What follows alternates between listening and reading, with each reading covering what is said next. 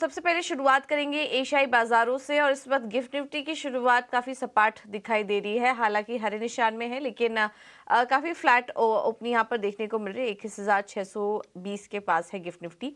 लेकिन दूसरे इंडाइसेस देखेंगे तो वहां पर वीकनेस है। हांगकांग के बाजारों की कमजोर शुरुआत हुई है, करीब 1.25%।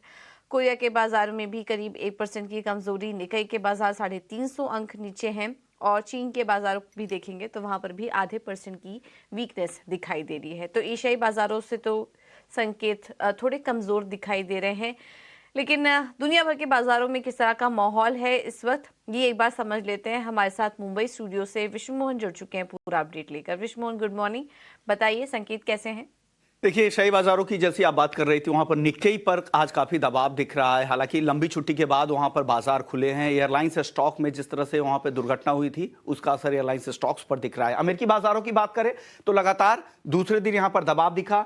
नैस्डैक की बात करें तो लगातार चौथा ट्रेडिंग डे था जहां पर गिरावट दिखी, करीब 1.25% की कमजोरी। यहां डाउ जोन्स और S&P 500 इन दोनों इंडेक्स में करीब 0.25% के आसपास की गिरावट यहां पर भी दिखी है। दबाव आईटी शेयरों में, टेक शेयरों में ज्यादा था। एप्पल इस हफ्ते यानी 2 ट्रेडिंग दिन में 4% से ज्यादा टूट चुका है और वजह यह भी है, एक तो ओवर वैल्यूएशन की वजह से और दूसरा जो एक्सटेंडेड रैली लगातार चल रही थी उसका यहां पर मुनाफा वसूली भी देखने को मिल रही है। आज कुछ अहम डेटा है जिस पर बाजार की नजर रहेगी। प्राइवेट सेक्टर पेरोल के डेटा आएंगे कि प्राइवेट सेक्टर में कितनी नौकरियां जुड़ी हैं।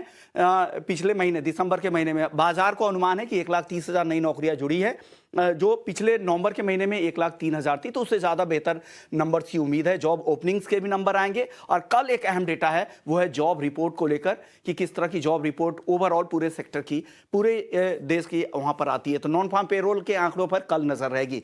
अब बात करते हैं FOMC मिनट्स की। FOMC मिनट्स जो दिसंबर की बैठक के जो मिनट जारी किए गए हैं उसमें सभी जितने भी मेंबर्स थे उनमें सहमति तो बनी है कि 2024 के अंत तक 3/4% यानी 0.75% दरें घटाएंगे। लेकिन उसकी समय सीमा कब होगी, कब पहली कटौती होगी, इसको लेकर बाजार में अभी भी असमंजस की स्थिति बनी हुई है। उससे ही बाजार चिंतित है। और कल हमने देखा भी US 10 ईयर बॉन्ड यील्ड 4% के लेवल पर वापस से चला गया था। हालांकि फिर से वहां से कूल ऑफ हुआ और 3.92% के आसपास से हुआ और वही वजह है कि सपोर्ट डॉलर इंडेक्स को भी मिला, 102 के ऊपर चला गया है। लेकिन इन शॉर्ट अगर आप कहें तो फेड के जितने भी मेंबर्स थे उनका यही कहना है कि अगले 3 साल में महंगाई भी 2% के लक्ष्य के नीचे आ जाएगी और 2% के ही रेंज में जो उनका बोरोइंग रेट्स है, जो कर्ज की दर है, उसको भी लेकर आएंगे। तो ये इन शॉर्ट्स आप ये समझ लीजिए। अन्य संकेतों की जैसा बात कर रहे थे तो बॉन्ड यील्ड और डॉलर इंडेक्स ऊपर की तरफ वापस से जा रहे हैं। क्रूड कल 3% की तेजी यहां पर दिखी। जिस तरह से यूएस की तरफ से हूती विद्रोहियों को वार्निंग दी गई है, उससे तनाव और बढ़ा है रेड सी से सप्लाई को लेकर, उससे 3% का उछाल दिखा। $78 के आसपास ब्रेंट क्रूड का भाव फिलहाल है। लेकिन सोने पर कल दबाव दिखा था क्योंकि डॉलर में तेजी थी, बॉन्ड यील्ड में तेजी थी, फेड के जो बयान थे उससे काफी अनसर्टेनिटी दिख रही थी, उससे सोने पर दबाव दिखा था। कुल मिलाकर ओवरऑल संकेत देखें तो एशिया काफी कमजोर है, लेकिन गिफ्ट निफ्टी सपाट कह सकते हैं, मामूली तेजी है, तो बहुत ज्यादा निगेटिव नहीं है। हो सकता है कल की तरह आईटी सेक्टर पर भी कुछ दबाव दिखे, लेकिन दिन के दौरान कुछ रिकवरी की भी उम्मीद करनी चाहिए। पूजा,